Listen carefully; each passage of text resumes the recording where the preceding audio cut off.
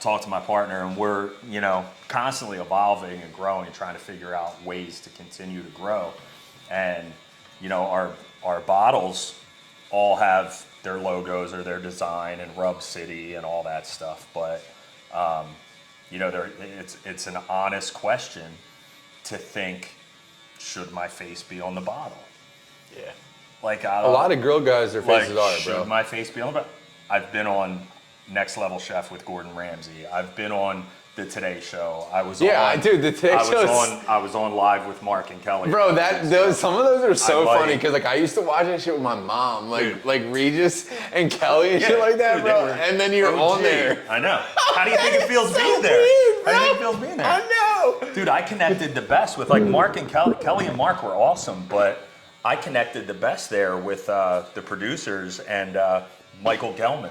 Gelman is the executive producer of Kelly and Mark, and he sits off on the side, but he's always on the show. Gelman's been there for years. Right, he was there with Regis. That's what I thought. Yeah, I've heard that name forever. And when I was on that show, at the end, the one producer comes up to me, he goes, man, Matt, because Gelman, I didn't cook anything on that episode. I just talked about different cuts of meat and what you should look into and what you should get to save a little money and get good quality.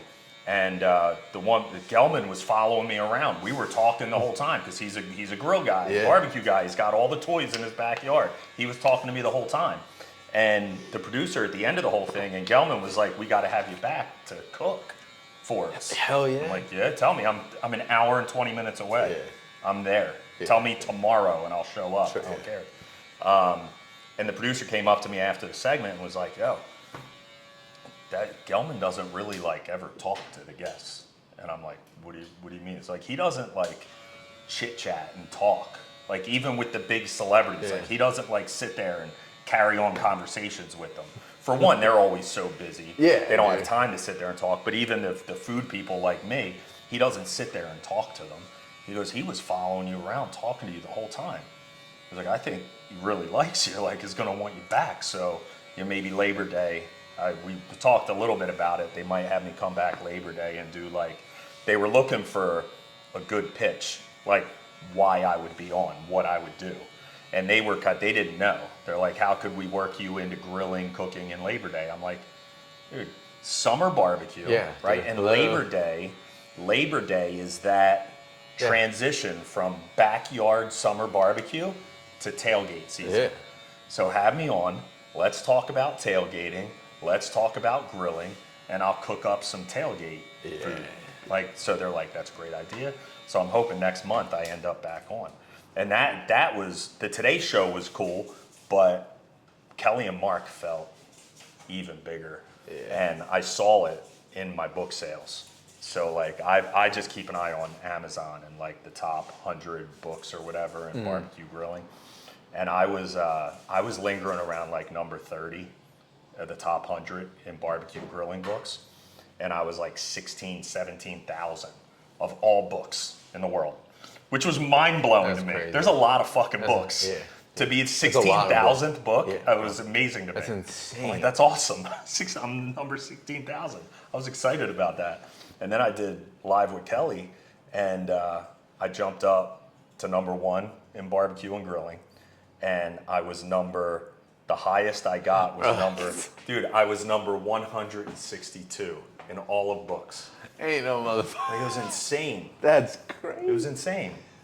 Bro, number 1 just in barbecue alone. Man. So that's, and I'm in a space now, I have an agent, I have, the relationship is great, and, I want brand deals that pay, but an experience like Live with Kelly also taught me that, there's experiences you could have or brand deals you can do that might not necessarily pay. Right. Here, we'll pay you 10 grand, 20 grand, 50 grand to do a video.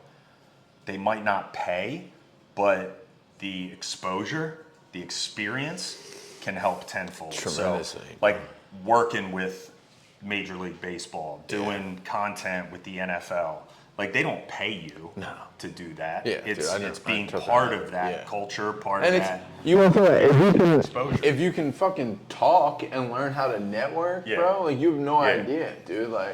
You have no idea what's going to come out of that. So we'll see. I'm hoping, between summer, fall, tailgate season, things pick up as far as opportunities, and we'll do all that stuff. I still, I'm a phone call away from all the Phillies guys and athletes that want to cook, that want me to cook for them.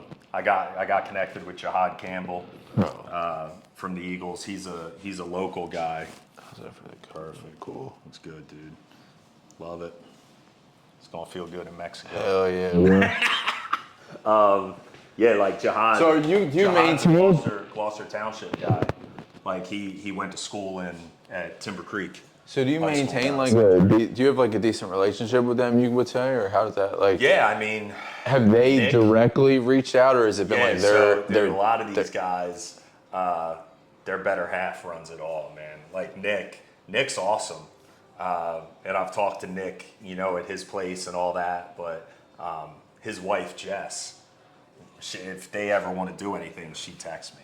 And she's like, hey, Nick wants to have a barbecue in the backyard. For the last one I did for them, she hit me up and she said, Nick's been talking about wanting to do a barbecue at the house for the Phillies chefs. So all the cooks and chefs that are in-house that cook for the team every day, he wanted to invite them over his house and throw a barbecue for them. So I showed up, I had a few guys on my team. We all cooked, all the chefs showed up. So now we're feeding chefs. You're feeding chefs, which is there's nothing better than that. Athletes are great, but being able to feed these guys that cook for the guys all the time was pretty cool. And then Nick was there and a couple of the other guys came. Otto Kemp showed up, got to me. He just hit 2 bombs last night in the game. So I mean, it's an ongoing relationship and something that hopefully continues to grow. And who knows? You get in with one athlete, more come. And once you step, it's really hard to. I've learned, especially with the music stuff, it's hard to bust through the door. But once you bust through, you're everything you're you in do. there. And I mean, you have relationships with some of the biggest names in music. Yeah, so it's kind of crazy. I mean, bro, Jelly Roll's on the WWE now. He's friggin' power slamming people in the ring now. I know. Dude. He just friggin' power slams. I know, it's so funny. Like what? It's so funny. That was wild. So yeah, was it? Who's the? Is it Jake? Not Jake. Jake's the boxer. It's Logan. Yeah. He friggin'. I saw Jelly Roll gave him the shit is power crazy, bomb. bro. Nuts. But you have those relationships, and that's what it is. So much of this.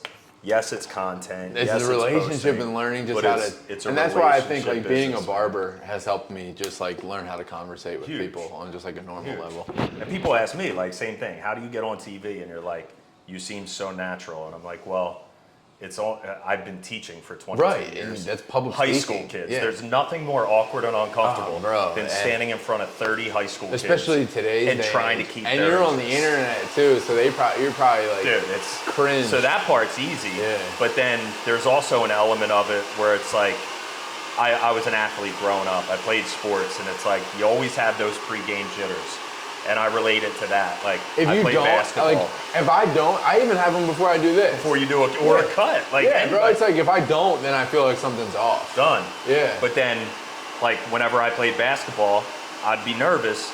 But the second that ball went up, game time, bro. Game time. It's ready to go. Yeah. I know what I'm doing. It's familiar. I've done it a million times. 100%. Keep doing it. So, if you don't have a partner that's willing to, like, understand that the money isn't there right now, but it will come, it's tough. So, but now I'm at the point where it's like, oh, I was doing all the right shit. It came, I mean, my wife and I, it didn't come easy. Yeah. Like, we've been in therapy, and we've done, like, dude, because I'm literally addicted to my phone because of my business. Yeah, 100%. Like, I have high school kids, and I'm like, you all have no idea. None of you are on your phone as much as I do. No, and I get notifications about my screen time like on Sundays, and I look at it for the first 3-4 years. I'm like, there weren't checks coming in. Yeah. This wasn't paying the mortgage. Dude, this wasn't doing any of that, and it caused a huge wedge between us. Well, my ex-wife came from money, so she didn't know anything other than just like money being there all the time. Yeah. And like I was still cutting hair, but I was also leaving, doing extra stuff, like coming in here doing this and doing that. And again, the return wasn't there, and it wasn't instant. But as soon as we got divorced, I shot like within 6 months, I was shooting a concert at Red Rocks. Yeah. Like Big X the Plug, I'm on stage with Big X the Plug. You know what I'm saying? It's like, We went and saw OAR. dude, that was probably awesome. What the It was fuck? amazing. It was my kids. We tell my kids, and this is, for the dads out there, we've gotten to a point now for their birthdays. We always ask them, like, do you want a big gift? A few $100s, an e-bike, or I don't want to get them an e-bike, but like a scooter, anything. Xbox, do you want a big gift? Or do you want to travel? You want to go somewhere? And almost it's gotten to the point now where every time they're like, let's go somewhere. Let's go somewhere. And they love OAR. I listened to them my whole life. They love them. So fun. We were like, where do you want to go? And I showed them Red Rocks, and they were like, oh, go there. And we camp and hike all the time. So we got Adric. We were like, let's do it. So we booked the trip. It was Adric's birthday party, and we still got him stuff. But Marco Roberge, from the lead singer from OAR, he follows me. So I like DM'd him, let him know we're coming to Colorado. And he had never responded. And I'm like, man, and you never know who's watching your shit. Yeah. And we get there, and we're at the concert, and I had my Meta glasses on. Mine should be in by like tomorrow, Dude, Wednesday. I'm so excited. They're great. I'm taking so them to Mexico. I'm so excited. So my son Nash, the concert starts, and my son Nash put them on. And he must have hit record, but they only record for a minute. Yeah, that's what I just heard. So the first song starts. Robert's he's singing. And I'm sitting there. I didn't know that the camera was on. I wasn't videoing. But about 30 seconds into the song, I hear him go, I see you, Groark boys. Bro, what the fuck? All of Red Bull. I look at my wife and I go, did he just? And she's like, yeah. I'm like, he just said, I see you, Groark. He just gave us a shout out. And I look at Nash, and the little light was on. He was recording it. So I went back and looked at the video, and Nash got it on camera. Bro, that's insane. And not only did he get it, but he got, like, he was looking at me. Like, he got the reaction, which was the craziest part. Scott Stapp follows me from Creed. He went to Creed in Camden. My wife makes fun of me. Dude, I was literally, She wouldn't come with me. That's actually really funny you said that, because I was like,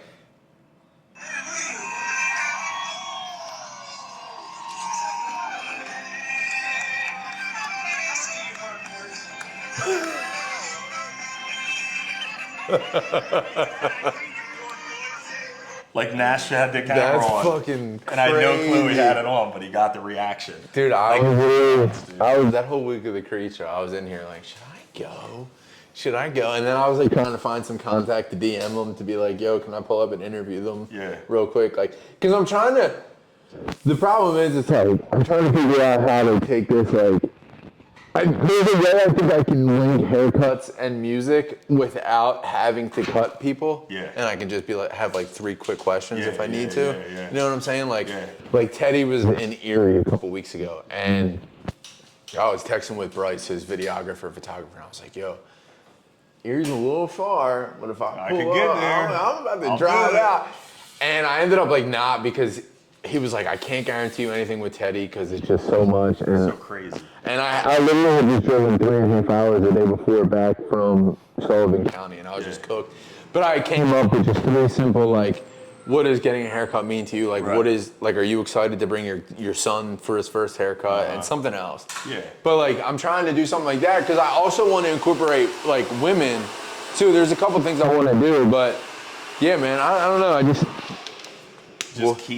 keep going. Keep evolving, dude. Yeah. That's what you do. What do you got? Just close it out with, like, what do you have on tap for the, like, how do you want this season of tailgating to end for you? Like, Dude, so, I mean, for me, it's, my buddy Sean and a handful of the other guys are like going through, the planning process and all that stuff, and they put so much work into it. And, any part of that I could be is always my goal. But, like, at the end of the day, I just want to cook. Yeah. And I know everybody has a family, but getting my boys out there at the tailgates, I want to get them there more experience in the culture, experience in the community that Philly has when it comes to Eagles football. And, man, I want to cook for some more players, bro. Like, that's been so cool. to be able to continue with the content, and really, I'm hoping to be able to form, like we talked about with the content with YouTube, every week that I'm there, to be able to do a long form tailgate video, right? Introduce people to what we have here. I'm partnering up with Philly Sports Trips, so we're gonna do a trip to DC. That's sick. We're gonna bring the tailgate to DC.